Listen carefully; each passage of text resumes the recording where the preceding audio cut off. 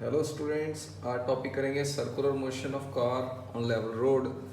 तो ये सारे टॉपिक करने से पहले, जैसे प्रीवियस लेक्चर में मैंने बताया था, आपको सेंटीपिटल फोर्स का फॉर्मूला आना जरूरी चाहिए।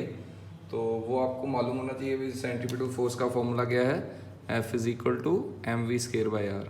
ठीक है, फिर R is the radius and V is the velocity with the particle is moving. Now we start with the new topic. This is the motion of car on a level road. Level road का क्या मतलब है? Suppose ये सड़क है और ये यहाँ सामने से कोई कार आ रही है। ये कार के टायर हमें फ्रंट से नज़र आ रहे हैं। सपोज हमने मान लिया ये एक हमें कार नज़र आ रही है, बहुत ही सुंदर ज़बरदस्त कार बन रही है। अभी ये बच्चे देखो, बच्चों को समझ में नहीं आएगी भी कार असल में है कहाँ। ये कार की ये दो हेडलाइट्स हैं, ठीक है, और ये इसकी फ्रंट स्क्रीन है और ये ड्राइवर बैठा है। वाह सर, क्या ज़बरदस्त कार है। और ये कार यूं करके यूं एक सर्कुलर ट्रैक हमने मान लिया यूं करके यूं है, जिस पे ये यूं जाके यूं करके घूम रही है। ठीक है, this is a circular track. अभी जब ये घूम रही है तो मैंने मान लिया सपोज इस कार की वेलोसिटी v है, तो इसका वेट जो है वो पूरा का पूरा नीचे एक्ट होता है इस तरफ यूं करके यूं, और दोनों टायरों पे रिएक्शन लगेगा। इस टायर पे जो रिएक्शन है वो नीचे से लगेगा और दूसरे टायर पे भी रिएक्शन नीचे से लगेगा। दोनों के रिएक्शन जनरली सेम नहीं होते।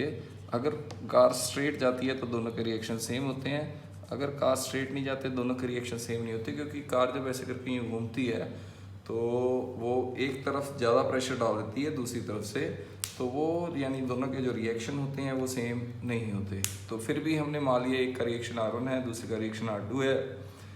तो जो यहाँ पर जब ये ऐसे घूमेगी तो टूवर्ड्स द सेंटर देखो, ना वेट लग रहा है ना रिएक्शन लग रहा है, यानी इस टायर और इस कार टायर और रोड पे एक फ्रिक्शन लगेगी जो कि कुछ टूवर्ड्स द सेंटर लगेगी।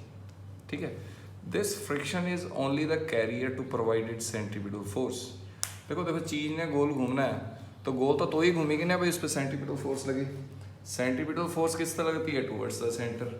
तो टूवर्ड्स द सेंटर जब वो इस तरफ चीज आती है ना घूम के, तो वो अगर बहुत तेज कार लेकर आओगे, यहाँ पर एक मोड़ है, आप यहाँ से भागते तेज तेज यूं, तो आप यहाँ थोड़ा नहीं जाओगे, आप तो इस तरफ ही चल जाओगे। अगर आपकी कार की स्पीड बहुत ज़्यादा होगी तो आप इस तरफ मुड़ ही नहीं पाओगे, इस तरफ निकल जाएगी कार। ठीक है, इस तरफ निकल जाएगी, यानी इस तरफ निकलने की कोशिश करती है कार, तो फ्रिक्शन इस तरफ होगी, that is towards the centre. यानी मैं कह सकता हूँ जो टोटल जो फोर्स ऑफ फ्रिक्शन है वो इस टायर पे फ्रिक्शन 1 है, इस टायर पे फ्रिक्शन 2 है, दोनों की जो फ्रिक्शन मिली तो वो F1 प्लस F2 हो गई टूवर्ड्स द सेंटर। अभी हमें फ्रिक्शन का तो फॉर्मूला मालूम ही है ना, the value of friction, the formula of friction is mu R. अगर मैं F1 की बोलूँ तो म्यू R1 होगा, अगर F2 को बोलूँ तो म्यू तो coefficient of friction of the same ही होगा, यानी नेट फ्रिक्शन कितनी आ गई? Mu R1 plus R2। अगर इक्विलिब्रियम में देखें तो R1 और R2 ऊपर और वेट नीचे, यानी वेट किसके बराबर होगा? ऊपर वाली फोर्स इक्वल टू नीचे वाली mg है, और ऊपर वाली दोनों R1 प्लस R2 दोनों ऐड हो गई, यानी मैं कह सकता हूँ जो फ्रिक्शन है वो म्यू इंटू mg हो गई। ठीक है, so this friction is provided centripetal force only then the car can move on this track. ठीक है, वो यूं करके यूं तो गोल घूम पाएगी अगर ये जो फ्रिक्शन है ये towards the centre centripetal force provide करे। तो इस केस में ऐसे होता है, देखो फ्रिक्शन सेंटीपिटल फोर्स जो प्रोवाइड कर रही है उससे ज़्यादा भी हो सकती है, कम से कम तो उतनी चाहिए। यानी मैं कह सकता हूँ जो फ्रिक्शन है वो ज़्यादा भी हो सकती है और कम से कम बराबर भी हो सकती है सेंट्रीपिटल फोर्स के। दोबारा से ये चीज़ समझिए, देखो friction is provided by the track of the car. जो ट्रैक है उन दोनों में जो रगड़ है वो फ्रिक्शन प्रोवाइड करती है, तो फ्रिक्शन ज़्यादा भी हो सकती है mv स्केयर r से, लेकिन फ्रिक्शन कम से कम तो यानी mv स्केयर के बराबर, mv स्केयर बाय r के बराबर होनी चाहिए। अगर friction mv square by r से कम हुई तो ये सेंटीपिटल फोर्स जो रिक्वायर्ड है वो ज़्यादा है और फ्रिक्शन कम है, यानी उतनी सेंटीपिटल फोर्स इसको नहीं मिल रही। तो अगर वो फ्रिक्शन नहीं मिलेगी तो ये सर्कुलर मोशन में घूम नहीं पाएगी, यानी ये सर्कुलर ट्रैक में नहीं आएगी, ये घूमने के बजाय यूं करके तेज आएगी और थोड़ी इस तरफ निकल जाएगी। ठीक है, इस तरफ निकल जाएगी ट्रैक के ऊपर। ये चीज़ समझो सर, फ्रिक्शनल फोर्स जो सेंट्रीपिटल फोर्स है खुद में कुछ भी नहीं है, उसको कोई प्रोवाइड कर रहा है तो वो प्रोवाइड फ्रिक्शन ही कर रही है। अगर फ्रिक्शन जितनी सेंट्रीपिटल फोर्स चाहिए अगर उससे कम है तो ये टूवर्ड्स द सेंटर ही, अगर कम भी है तो टूवर्ड्स द सेंटर भी है, लेकिन उसकी वेलोसिटी ज़्यादा है, यानी mv²/r की वैल्यू ज़्यादा और फ्रिक्शन की वैल्यू कम है, तो यानी ये गोल नहीं घूम पाएगी, ये फ्रिक्शन होने के बावजूद भी घिसट के इस तरफ निकल जाएगी। यानी फ्रिक्शन या तो ज़्यादा हो या कम से कम कितनी हो, mv²/r के बराबर हो। ठीक है, अभी हम इसको सॉल्व करते हैं, ये ऊपर वाली चीज़ रब कर देते हैं। अभी फ्रिक्शन की वैल्यू जो हमारे पास आई थी वो थी mu into M G, mu into M G should be greater than और इक्वल टू mv²/r, यानी हम where what is r, r जैसे ये सर्कल है, इसका ये रेडियस कह सकते हैं, अगर ये पूरा गोला बना दे तो यार इसका रेडियस है। m and m get cancel and we can say that v² is lesser than and equal to mu rg, mu rg रह गया, यानी v is lesser than और equal to under root mu rg, यानी velocity जहाँ तो root mu rg से कम हो, जहाँ ज़्यादा से ज़्यादा कितनी हो सकती है वो root mu rg for rotation of the car, मतलब रेवोल्यूशन। आप ये जो circular motion of the car के लिए वेलोसिटी ज़्यादा से ज़्यादा इतनी, अगर इससे ज़्यादा होगी तो वो कार इस तरफ निकल जाएगी, क्योंकि सेंटीमीटर फोर्स ज़्यादा होगी और फ्रिक्शन कम हो जाएगा। ठीक है, तो ये बड़ा सिंपल सा कंसेप्ट था जो मैंने अभी आपको बताया। अब हम नेक्स्ट टॉपिक करते हैं इसका। ये तो बिल्कुल सेम लेवल पे थी, ग्राउंड लेवल पे, मतलब कह लो भी लेवल जो सड़क थी वो बिल्कुल सीधी सीधी थी, जैसे आमतौर पे हमारे आसपास हमें मिलती है। जनरली जितनी भी हमारी मोड हैं लुधियाना में वो सारी की सारी ऐसी ही हैं। हम अब नेक्स्ट टॉपिक करेंगे सर्कुलर मोशन ऑफ कार उन लेवल की जगह अब हमने बैंक्ड रोड कर दी। बैंक्ड रोड, बैंक्ड रोड, अभी आधे बच्चों को तो पता ही नहीं है ये सर ये बैंक्ड रोड क्या है। अच्छा एक बात बताओ, शिमले गए हो सबके सब? हाँ सर गए हैं। मनाली गए हो? हाँ सर गए हैं। तो जब वहाँ पर शिमले या मनाली जा रहे थे तो आपने एक चीज़ ऑब्जर्व की होगी, जब भी आप कोई कट लेते थे तो कट में क्या होता था, वो एक तरफ से सड़क नीचे होती थी और एक तरफ से सड़क ऊपर होती थी। मतलब कहने का मतलब है जो सड़क का लेवल है वो बिल्कुल स्ट्रेट ऐसे ना होके सड़क, यानी इस सड़क के ऊपर ही मैंने कार बिठा दी, सपोज ये मेरी कार चल रही है, देखो ये मेरी कार है और कार सड़क पे चल रही है, ये बिल्कुल ये कड़क सड़क, ये बिल्कुल सड़क ये बिल्कुल सीधी है यूँ करके, तो ये कार ऐसे इसके ऊपर जा रही है। ठीक है, यूँ करके यूँ करके ये आई कार और ये यूँ चलेगी। अब क्या किया, अब सड़क टेढ़ी है, टेढ़ी यानी बैंक्ड का मतलब है एक तरफ से नीचे झुकी हुई है सड़क, तो ये कार अब ऐसे है इस पर यूँ करके यूँ। ठीक है, एक टायर का हिस्सा नीचे है, इस साइड से पैसेंजर ऊपर हो रहे हैं, इस साइड से नीचे हो रहे हैं, तो ये यूँ करके यूँ घूम रही है इन दिस डायरेक्शन। यानी मैं अभी आपको डायग्राम बना के दिखाता हूँ भाई क्या चीज़ है एक्चुअल में, भाई सड़क कैसे है। अभी मैंने ये सपोज सर्कुलर ट्रैक बना दिया एक, ठीक है, ये सर्कुलर ट्रैक बनाया सर, एक सर्कुलर ट्रैक बन गया, बिल्कुल ठीक। अभी इस सर्कुलर ट्रैक पे ये कार इस जगह पे नहीं है, ये सड़क कुछ ऐसी है यूँ करके यूँ। ठीक है, अभी जब इसको आप फ्रंट से देख रहे हो, ये सड़क नीचे है, ये किनारा, ये इनर एज है, ये इनर एज है और ये आउटर एज है, बाहरी किनारा है। ठीक है, कार यूँ करके यूँ आ रही है, ये दो कार के टायर हैं जो हमें, ये कार मान ली हमने और ये हेडलाइट मान ली कार की। ठीक है, तो ये कार है। अभी देखो कार टेढ़ी आ रही है और ये इनर और आउटर एज में जो मैंने एंगल मान लिया, ये जो एंगल है ये थीटा है। सर समझ में आ गया। तो अगर हम बोलें what is banking of road, curve road, the system, ये सिस्टम होता है raising the outer as, outer as ऊपर है ना, देखो outer as of a curved road, curved road above its inner edge is called banking of road, is called banking of road। Sir बड़े आसानी से हमें इसकी डेफिनेशन समझ आ गई, इनर एज नीचे है, आउटर एज ऊपर है, तो इसको हम क्या कहेंगे, this is known as banking of road. अभी द एंगल, जो ये जो एंगल थीटा है, the angle through which it raise, angle through which the outer edge raise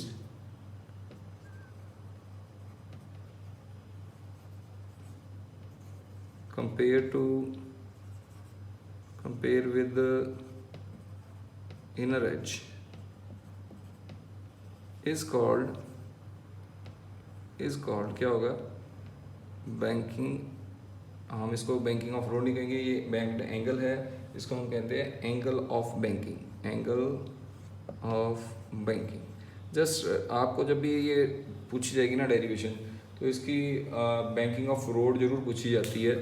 और व्हाट इज़ द मतलब कह लो advantage of the banking of road, तो वो अभी लिखते हैं हम। इसके एडवांटेज ऑफ जो बैंकिंग ऑफ रोड है वो है भाई रिएक्शन जो है वो सेंटीपिटल फोर्स को हेल्प करता है, यानी मतलब आप पूछ लो फ़ायदा क्या है बैंकिंग का, तो जो रिएक्शन का जो एक कंपोनेंट है वो हेल्प करता है to provide centripetal force, provide CP centripetal force, इसमें मदद करेगा तो वो घूम जाएगी। तो ये भी आपको पता लगा अभी बैंक क्यों किया। तो चलो अभी इसको पूरी डेरिवेशन करते हैं। इस डेरिवेशन के भी पूरे 2 पार्ट हैं, एक है विद फ्रिक्शन, एक है विदाउट फ्रिक्शन। तो हम सबसे पहले विदाउट फ्रिक्शन वाला करेंगे। ये बेसिक डायग्राम आपको मैंने बना दिया है, तो ये आपको समझ में आ चुका है। मैं इसका दोबारा से डायग्राम बनाऊंगा क्योंकि मुझको डायग्राम ऐसे चाहिए मैं उसमें कुछ लिख सकूँ, तो वैल्यूज़ मैंने लिखनी है। तो सबसे पहले हम विदाउट फ्रिक्शन करते हैं। तो जो पहली डेरिवेशन है विदाउट फ्रिक्शन है। विदाउट फ्रिक्शन बड़ी सिंपल सी हो गई है। जैसे मैंने मान लिया ये सड़क यूं है, ये गाड़ी है, और ये यूं करके यूं देखो बहुत बड़ा सर्कल बना लिया मैंने, ये आपको समझ में आ जाए, यूं कुछ यूं होगा। ये मैंने गाड़ी के टायर बना लिए, और यहाँ से और यहाँ से रिएक्शन लगेगा। मैंने दोनों रिएक्शन R1 + R2 को मैंने R मान लिया। और जो वेट होता है कार का वो हमेशा ग्राउंड पे बिल्कुल सीधे तरीके से एक्ट होता है, तो वो mg हो गया। और ये जो एंगल है, जितना ये एंगल होता है ये 90 है, ये थीटा, ये 90 - थीटा, यानी ये थीटा ही होता है। ये नंबर ऑफ टाइम्स हम कर चुके हैं, तो ये आपको पता लगना चाहिए भी ये थीटा है। तो mg का कौन सा कॉम्पोनेंट इधर आएगा वो हमने नहीं लगाना। यही तो कारण है जिसके कारण ये थोड़ी इंपॉर्टेंट है derivation. Never take component of weight in banking of roads। ये आपकी गलती ना फिर भी हो जानी है, फिर भी मैंने बता दिया। कभी भी बैंकिंग ऑफ रोड के क्वेश्चंस में आपने वेट के कंपोनेंट नहीं लेने हैं, तो क्या करेंगे, वेट की लाइन को ऊपर ले जाएं। ये थीटा है तो ये एंगल भी थीटा है। ये आर का कौन सा कंपोनेंट इस तरफ आएगा, आर को थोड़ा इस तरफ लिखते हैं, ये रिएक्शन है सर आर कॉस थीटा। और आर का कौन सा कंपोनेंट इस तरफ आएगा, that is R sine theta. ये अगर सर्कल कह दें तो R sine theta is towards the centre, this is towards the centre. और ये ही सारा काम करेगा जो कि सेंट्रीपिटल फोर्स प्रोवाइड करेगा।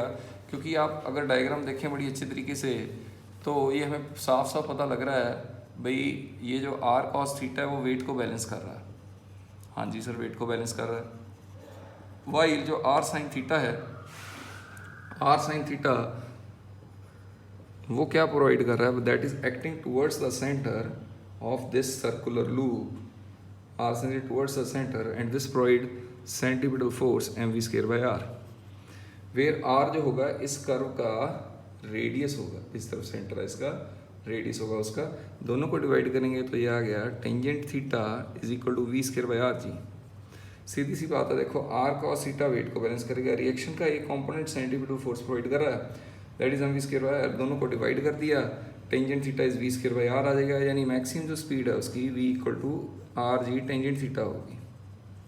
ठीक है, तो ये स्पीड ये स्पीड से मूव हो सकता है। अभी उसने पूछ लिया बैंक कितने की है रोड, तो मैं आपको एक चीज़ बताता हूँ भाई। अभी पहले आप ये फॉर्मूला यहाँ तक आपका हो चुका है, tangent theta equal to v²/r g. तो इसका हम रिजल्ट ऊपर लिख लेते हैं, ये भी दोबारा लेना पड़ेगा एक बार, तो आपको याद रहे tangent theta equal to v²/r g. ठीक है, अभी मैंने मान लिया ये, इसको मैं दोबारा डायग्राम बना रहा हूँ, ऐसे बैंक्ड है, ये थीटा है, ये जो डिस्टेंस है सपोज ये मैंने मान लिया L है, और ये हाइट h है। ठीक है। सपोज हम इसको ना मान के इसको L लेते हैं, क्योंकि सड़क तो हम यहीं से मेज़र कर सकते हैं ना, ये चीज़ तो हमें नज़र ही नहीं आनी, सड़क तो ये मेज़र होगी। तो एक बात बताओ, मैंने मान लिया टेंजेंट साइन थीटा कितना होगा sir, perpendicular upon hypotenuse if theta is small, ये मैंने मैथमेटिकल टूल में बताया है, if theta is small sine theta is nearly equal to tangent theta. जैसे साइन 0 0, टेंजेंट 0 भी 0 होता है। अगर थीटा स्मॉल है तो साइन और टेंजेंट थीटा दोनों बराबर, यानी टेंजेंट थीटा ये है और ये साइन थीटा है, दोनों को इक्वेट करेंगे, यानी h/l is equal to V square by R G, यानी l को इस तरफ ले जाएं तो V square by R G into L. ये जो हाइट है हमने बैंक की है, ये हाइट हमारी आ गई, ठीक है। तो ये हमें क्लियर है। तो ये जो फर्स्ट पार्ट मैंने किया है ये विदाउट फ्रिक्शन है। अभी इसकी विद फ्रिक्शन वाली डेरिवेशन देखते हैं, वो भी करीब करीब बड़ी सिंपल है। तो बेसिक डायग्राम उसका भी यही है, तो वो मैं थोड़ा सा इसी में ही कलाकारी करूँगा। तो वो देखो कलाकारी, जब ये चीज़ यूँ मुड़ेगी तो फ्रिक्शन ये इस तरफ जाने की कोशिश करेगी, बहुत तेज़ स्पीड से आएगी। तो जो इसकी फ्रिक्शन है वो इन टायरों पे थोड़ी इस तरफ लगेगी, कुछ इस तरफ ये फ्रिक्शन लगेगी। तो ये थीटा है तो ये एंगल भी थीटा होगा, क्योंकि ये वाली लाइन और ये वाली लाइन पैरेलल है, तो ये एंगल थीटा ही होगा। तो मैं टायरों के साथ ही थीटा डाल दिए।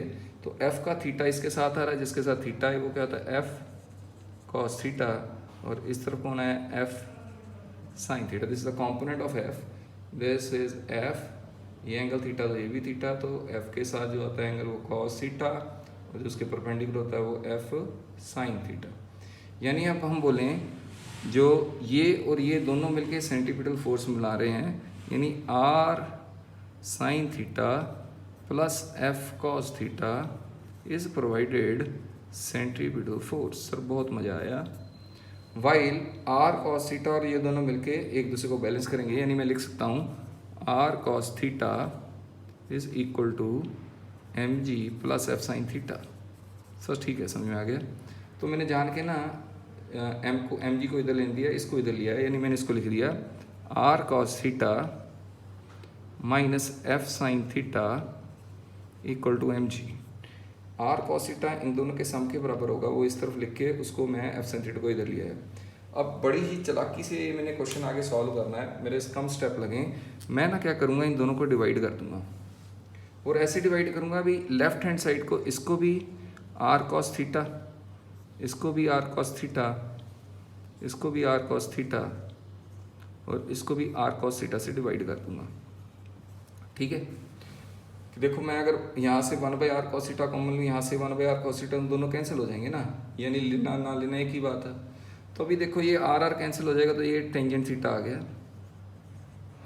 F equal to mu R होता है, एफ इक्वल टू क्या होता है म्यू आर। तो यहाँ पर म्यू आर डालोगे तो आर कॉस थीटा ये दोनों कैंसिल हो जाएंगे, सिर्फ क्या रह जाएगा म्यू रह जाएगा। इज इट ओके यार, एफ की जगह म्यू आर डाल दो ना, म्यू आर डालोगे आर कॉस थीटा कैंसिल हो गया, म्यू रह गया सिर्फ, डिवाइडेड बाय ये आर कॉस थीटा, ये आर कॉस थीटा पूरे कैंसिल हो गया, 1 आ गया। माइनस एफ की जगह दोबारा म्यू आर डालोगे, आर कैंसिल हो गया, म्यू आ गया, साइन बाय कॉस कितना हो गया टेंजेंट थीटा। ये दोनों एम ने एम को मार दिया, V square by R G. This is the answer of velocity. इसको क्रॉस कर लीजिए और सबके अंडर रूट डाल दीजिए, वो आपकी वेलोसिटी आ जाएगी। This is the velocity at the of the banking of road, मतलब ये बैंक रोड में ये कंडीशन है। तो एक इसमें ना ऐसे भी देखो, अगर आप म्यू 0 ले लो सपोज, यानी बैंक रोड है लेकिन म्यू 0 है, यानी फ्रिक्शन नहीं है, यानी ये भी 0 हो गया, और ये टेंजेंट यहाँ भी 0, ये 0 हो गया, यानी 1 आ गया नीचे, ऊपर टेंजेंट थीटा कितना है V square by R G. जो मैंने इससे प्रीवियस डेरिवेशन की है उसका आंसर यही था। देखो बैंक रोड का answer without friction tangent theta is V square by R G ही है, तो वो सेम रिजल्ट आ जाएगा अगर मैं म्यू 0 कर दूँ, यानी कोफिशिएंट ऑफ फ्रिक्शन 0 कर दूँ तो, ठीक है। आप इस सारा इसको अच्छी तरीके से करिए। ये आपको 101% 5 मार्क्स क्वेश्चन आएगा जब भी आपका पेपर होगा, इसको ध्यान से समझ के नोट कर लो।